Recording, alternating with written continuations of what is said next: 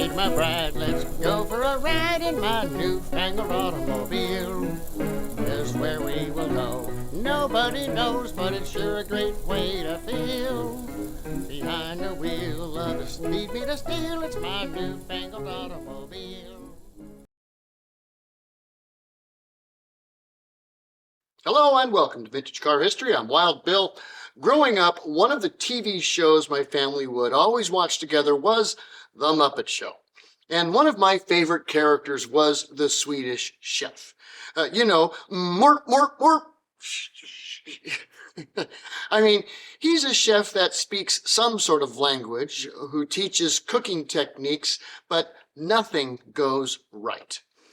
Yet, as it turns out, in early automotive history, there was a man that was far more competent than the chef, but did have similar results in his early career, the Swedish engineer Gustaf Erikson.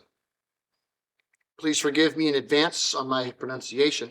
Gustaf Erikson was born in the Swedish town of Västerbro in 1859. His father, Eric, was a free church preacher and put young Gustaf through some quality schooling at the Technical Elementary School in Örebro, where he would earn his engineering degree in 1878. His first job right after college was at Säfström watermill, which provided power for an associated ironworks. He began as a bookkeeper, but he proved to be a good engineer and was continually promoted until, by 1887, he was the foreman of the mill. This is when wanderlust hit him, as he wanted to dive into mechanical engineering with earnest. Erikson did some job jumping for the next several years, looking for his true passion. He began to specialize in designing machinery to automate more of the work that had to be done at the mill, and gained a reputation in the industry as a skilled problem solver. In 1895, he was hired by the Domnavarets Ironworks as a construction engineer.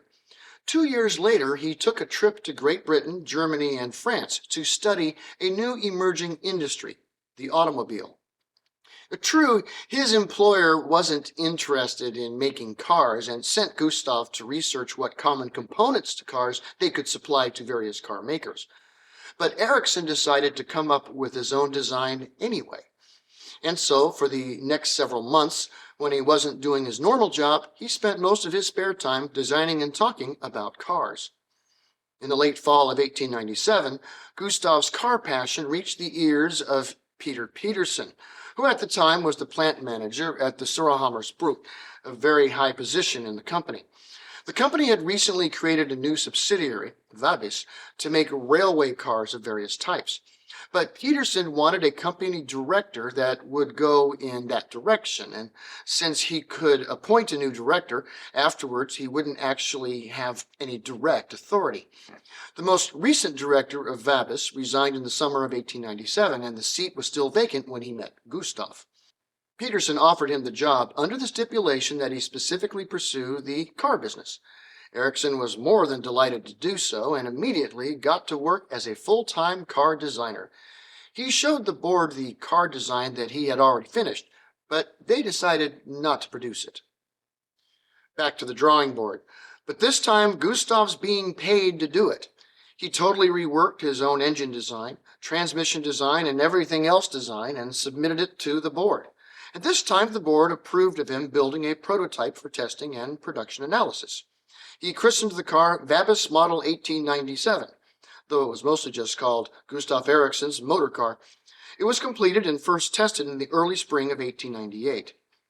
The car fell short of expectations. The engine he designed was an internal combustion engine, but it did not run on gasoline. It ran off kerosene, which was much more of a hot tube ignition engine and thus not suitable for gas. He neglected to add a clutch, so you had to push it to get it started with someone else already at the wheel. The V4 engine was, in perfect conditions, reportedly able to put out 6 horsepower. And after getting it started that first day, the engine seized up after running for less than 10 minutes. Erikson forgot to add a cooling system. These issues were addressed, and by the summer of 1898, Gustaf felt confident enough to give the demonstration of the car to the board.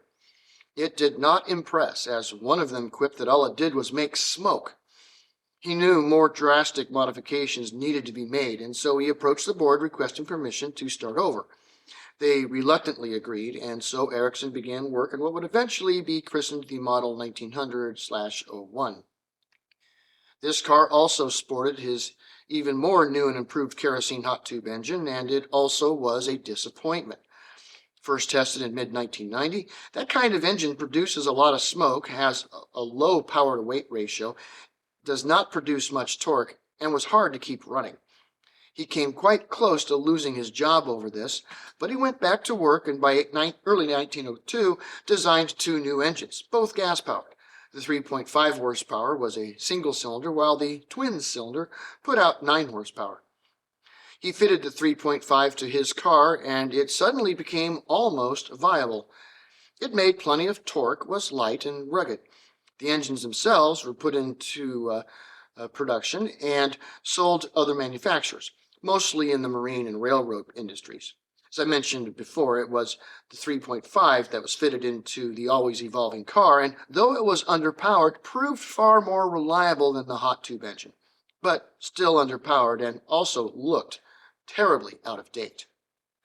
Over the next few years, Erikson would continue to design new engines and finally new car bodies, but none of his designs actually went into production, though they did influence other engineers on staff.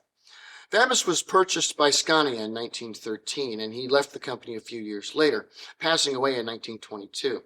The man did design and build the first gas-powered car in Sweden, but unlike the Swedish chef of the Muppets, Gustaf Erikson knew his business and was brilliant, but the execution of his designs makes him the Swedish engineer. More! Thanks for watching Vintage Car History, and we'll see you next week. Peace.